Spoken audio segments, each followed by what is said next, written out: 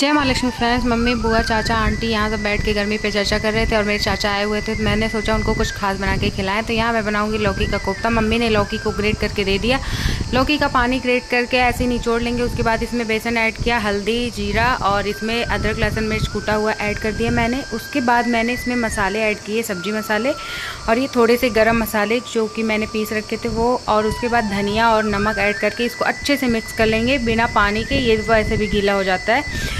और इसके बाद इसकी सारी कोफ्ते बना के तैयार कर लेंगे। गोलियां देखिए हमने बना के सब अच्छे से फ्राई कर लिया। इसके बाद मैंने प्याज की ग्रेवी को अच्छे से भून लिया। इसमें ऐड किया मैंने अदरक लहसुन मिर्च, पक जाने के बाद ब्राउन कलर की पक गई थी। उसके बाद मैंने इसमें ऐड किए गरम मसाले। अब जाएंगे इसमें सब्जी मसाले, हल्दी पाउडर, धनिया पाउडर, लाल मिर्च पाउडर।